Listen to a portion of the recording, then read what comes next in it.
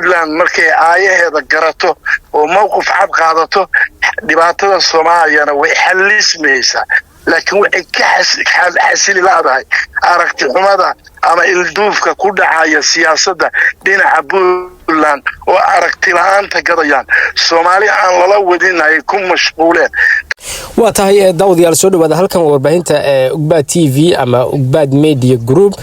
sidaad la socoteen baarlamaanka Puntland ayaa waxay soo jeediyeen in haatan Puntland loo baahan yahay waqtigii iyadu aayaheeda iyo danaheeda ay ka tashan lahayd oo aysan waqti aysan isaga lumin lahayn baadigoobka dawladda federaalka Soomaaliya ama nidaam federaal oo dalku u yeesho maadaama gabi ahaanba lagu fashilmay nidaamkii dawladnimo ee Soomaaliya caalamkana ay quus ama ay ka taagan yihiin sida ay hadda wax u socdaan iyadoo haatan madaxda sare dawladda federaalka iyo baarlamaanka iyo qaar ka mid ah dawlad goboleedyada leeyahay waxay ku fadhiyaan kuraas si sharci darro ah Abwaan Beeldaaje ayaa marar badan waxa uu Puntland u soo jeediyay in iyadu isku tashato oo ay raadiso sidii iyadu dawlad ay u noqon lahayd buuxda isla mar ahaantaana danaheeda ay uga tashan lahayd dhinaca kale waxaa yara jiray saacadihii ugu dambeeyay kulamo u socday madaxweynaha dawladda federaalka Soomaaliya oo ka dhacay xarunta Xilane oo ay isugu yimaadeen safiirka Mareykanka ee Soomaaliya iyo taliyaha guud ee ciidanka Afrika ee Mareykanka ee Africom waxaana sidoo kale saraakiishaas iyo waliba xildhibaano Mareykanka tirsan ay iyaguna shalay soo gaareen magaalooyinka Garowe iyo sidoo kale Kismaayo halkaas oo ay madaxda maamulada Puntland iyo Jubbaland ay kula kulmeen hadaba sida wax u socdaan iyo arimahaas waxaan hordhigay Abwaan Maxamuud Cumar Abwaan Beeldaaje oo aan weydiiyay bal talooyinka baarlamaanka Puntland ay soo jeediyeen iyadoo munaasabada 1 Agoostana ay ku beegan tahay maalinimada berito oo dabaaldegeeda iyo qabanqaabadiina ay socoto waxa uu ku jawaabay aad baan ku salaamayaa marka hore idaacada iyo dadweynaha reer Puntland oo dhageysta adeer waxaan muddo ka qeylinay waxa baarlamaanku ka doodaya aad baan soo dhaweynayna haddaan qurba joogtanahay dal joogta ama qorax joogtana aad bay soo dhaweynaysaa waa wax mar hore loo baahnaa Puntland inay mowqif cad ka qaadato Soomaalinimada waayo waxa la yiri jacaylan lagula wadi waqtiga lumin Soomaalinimo aan laynala warin waqti dheer bayna ka lumisay marka horta waxaan bogaadinayaa dooda ka socota baarlamaanka waa wixii aynu ka hadli jiray in inta Soomaali caafimaad qabta la helayo Puntland isku tashi baaxad leh oo ballaaran oo dhinac walba saameyn ku yeelan kara horumarka iyo midnimada Puntland iyo kobcinta nolosha waynu u baahnay in baarlamaanku ka doodo maantana aad baan ugu hambalyeynaa doodaha baarlamaanka waayo waxaan la wax la dugsan karo maaha muddo hadda dhowr iyo 20 sano sidii ku meel gaar looga saaray dad dhinac walba way sheegtay siyaasadii oo maanta wax agaba wixii dawladaha oo raada lagama hayo marka waxaan leenahay baarlamaanka Puntland mowduuca ay wadaan shacabku waa ku diirsaday annaguna waa soo dhaweynaynaa in Puntland masayrkeeda iyo aayaheeda ka tashato oo ayaan cidna tala ka sugin arinta marka dawladda iyo golaha sharci dejinta iyo golaha fulinta iyo golaha garsoorka intaba waa u hambalyeynaa waxaanu sugaynay muddo badan ka qeylinay haddaanu nahay shacabka reer Puntland waayo Soomaaliya midnimadeedii waa fogaatay meel dheer bay aaday waxa la yiri dhicisku inta birta loo siiso baqtiya intaanu Soomaali qaadinaynay baanu wax badan naga lumeen ama naga habsaameen marka horta waxaan leeyahay hambalyo baarlamaanka iyo golaha doodaya tan labaad oo xagga Mareykanka iyo dhinaca koonfurtana dib u arkaynay inuu meesha la yiraahdo Kismaayo iyo halka inuu meel base ka samaysanayo meesha afmada magac bay leedahay inuu barnaamij ka samaysanayo base oo koonfur laga guurayo marka Soomaaliya jid iyo jahay helaysaa horey baynu u niri taas waxay keentay in dib u dhac weyn dalkii ku dhaco adduunka interestiga la ina kala dhaqaalaha badan bixinayana uu caajis ku dhaco ama ayna ka niyad xumaado arrimihii Soomaaliya waynu aragno marka adeer gacaliye Puntland maalintii tala gaadho albaaba badan baa Soomaaliya u furmaya waan soo dhaweynaa waxaan kala ogolahaa shacabka oo maanta aanu ididiilo fiican tusay waxaan ugu hambalyeeynaa waan leenahay ku taaraya war wixiina ka khaldamana maadaama golii sharci dejinta aatiin xaqii dhaqanka isu soo jiidis baa la rabaa sidii dadka loo midayn lahaa oo aragtida dawladda iyo golaha shacabku keenaan shacabkuna ula qaadan lahaa oo u soo dhaweyn lahaa oo hoggaan dhaqan been leenahay siyaasiyiinta ruuxooda iyaga ruuxooda waxa la rabaa in sulx dhaco oo dawladuna wixii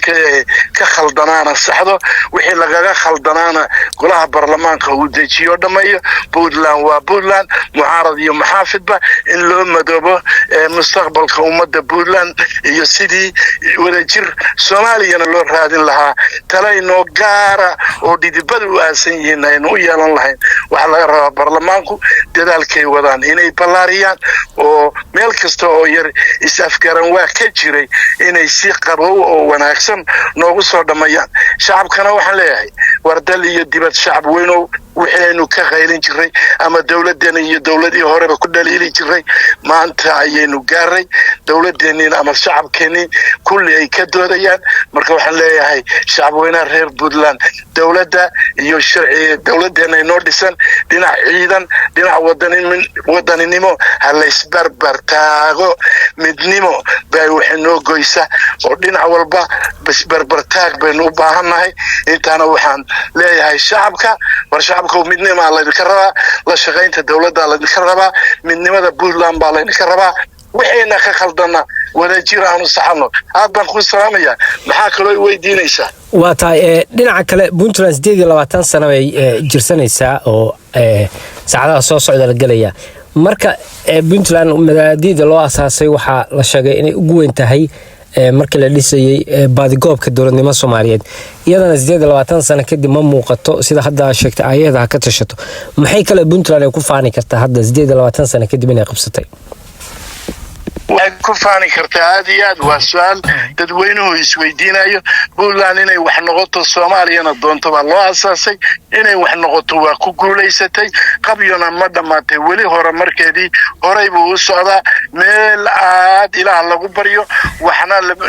rajayna yaayirale oo qurux badan oo horumar bay soo gaartay ma khasaarin laakiin tii Soomaalnimo aynu doonay inagu ma khasaarin oo waajibkeeni way gudatay Puntland Soomaalnimo ay doontay laakiin wixii wax lala doonayay baa khasaaray marka hadii waxa la yiri farifool ma dhaqdo Puntland kaliya wax ma qaban karto hadii la waayo Soomaali bisil oo midnimadii Soomaali ama hore u soconaya oo midnimadooda u bisil inay hore u socdaan oo muuqdaana maaragtay u taagan Puntland guul labaad bay u ahaan lahayd laakiin nasiib darro Soomaalidii aynu doonaynay way dhicsoowday waxana qabay oo hore aad iga duubtay Puntland aan hore u iri war Puntland Soomaali ka xaqaysa ma jirto Soomaali aday ka bilaabataa adayna kugu dhamaata Soomaali idinka weynana ma jirto hore baa iga duubteeyno wararka aan u sii daayay tiibaan maantana taagnahay Puntland Soomaali aday ka bilaabataa adayna kugu dhamaata Soomaali ka weynana ma jirto waxa lagu ciyaarayana waa waxa keentay maantana gurigaaga ka doon Puntland ay Soomaali gurigaagana ku doon horay baan u niri maantana tiyaan horay u iri baan leeyahay waxana mahad Ilaahay mar hadii golii sharci dejinta iyo dawladii ay dhaqdhaqaaqa wado shacab weyn ahaan waa ku taageereynaa waana isbarbar taageynaa waxana rajaynayaa Soomaali iyo midnimadeedii meeshay ka bilaabatay inay ka abuurmayso waayo Soomaalidu waxay tiraahdaa bala keena bixiya khayrna keena maaraya marka Puntland iyada keentay iyadaana maaraynteedii laga sugayaa tii midnimadii Soomaali weyn inta kale wax laga sugayo iyo wax loogu dudo iyo wax loogu ceelqabay ma jiraan waxa la yiri biyo sacbadaada laga dhirgaa wuxuu yiri sadkaan helayo sansaanyihiisa lan kartaa wuxuu yiri sadkaan helayo tansaanyihiisa kartaa sidka laga sugayo Soomaalida kale ma muuqdo mana muuqan karo waxa muujin kara mowqifka maanta Puntland qaadatay intaas waxaan leenahay kowda August na waxaan leenahay daliyo dilad hal looga dabaaldego kowda August 28 guurada Puntland wadamo badan baa ka dabaaldegaya wixii Soomaaliya in soo dhaweyn karo oo aynu soo jiidi karana waa soo jiidaynaa laakiin lama huraan waa caws jiilan lama huraan waa mowqifka Puntland ee qaadato baa Soomaaliya oo dhan ku xiran tahay marka waxaan leeyahay inta mowqifka ay qaadatana hambalyo waxaan mar labaad ku celinayaa waa tahay waxaan ku soo wado waxaan ku celinayaa golaha baarlamaanka war cusmadii war midnimadeena doona oo meeshii wax ka khaldan yihiin ha ku koobnaanina baarlamaanka kaliya araxdiinu ama aragtidiinu waa inay dalkoo dhan xambaari kartaa ismeenu leenahay dhaqan baynu leenahay culimaa u diin baynu leenahay siyaasiin madax bannaan baynu leenahay kullina waxa la rabaa dawladda waxa la yiri ninkii tabarta ayaa talada haya dawladdu iyada tabartii haysa taladiina iyada haysa inay doonto oo aragtidii ballaariso oo Puntland eenada oo qawiya maanta waa tahay qawiya eenad inay inoo sii ballaariso waxa la yiri faraska jeedalka waxa loola dhacaa orodka ha ka badiyo anigoo abwaan beeldaajana mar walba waxaan u hadlaa oo miiska u taagnahay war masayrka Puntland ha laga taliyo talada maanta soo baxday oo ilaa shalay doodaha socdana aad baan u diirsanay aad baan ku salaamaya ku soo waa tahay ugu dambeyntii waxaynu ku soo xiraynaa maamulka waqooyi bari ilaa 4 xildhibaan ayaa maanta waxay sheegeen inay ku biireen maamulka Somaliland horeyna xildhibaanada Fihimo Quuja ayaa ku biirtay Somaliland maxaad isleedahay maamulkaasi wali waxa uu ku adkeysanayaa in dawladda federaalka Soomaaliya uu la shaqeynayo ama nidaam ahaan uu hoos yimaado Puntland iyo dadka deegaanadaasi halganka kadib madamada waa soo kala dhaxgalay arimahaasi ka waran abwaan adeer arrimaha waa arkay xildhibaanada isasile waa arkay dhinaca Soomaaliland iska dhiibay waa arkay hadda ninkii la oran jiray Shuxe kelmad dhaxalgalab uu ka tagay mar la wareysanayay wuxuu yiri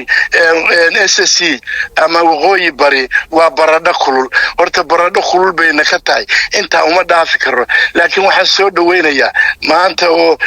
sanad guuradoodii koobaad tahay oo uu madaxweyne Firdhiye oo hadlaayay maanta u dabaaldegayeen hadda la fiican oo sideen hore ugu naqin ka bedelan buu ku hadlay oo wuxuu hambaliyay Puntland oo Puntland inay xubin laf dhabar u tahay halgankeedii waa shacab iyo dawladba uu hambaliyay marka inagu wanaag baynu doonaynaa laakiin hadii meel walba taladeeda iyada u taal marka inagu waxaanu leenahay khaatimo oo midaysan baynu Ilaahay u baryaynaa maamulna hadii ay tahay dhameystirana la doono Soomaaliya oo dhan baa burburtay marka qolo walba waxay gacanta ku hayso inay u feejignaato dadweynaha ay madaxda u tahay baa u baahan oo doonaya khaatimo waxa leenahay Aish dakhiliyadeeda iyo maxay u tageen iyo waxaasuna hawl inaga inoo taal maaha waayo waxba kama qaban karo waa walaalaheen marka inaan aad iyo aad hambalyan leeyahay sanad guurada SSC ama si waqooyi bari hambalyo baan leeyahay hambalyo Puntland hambalyo aad baan ku salaamaya khayr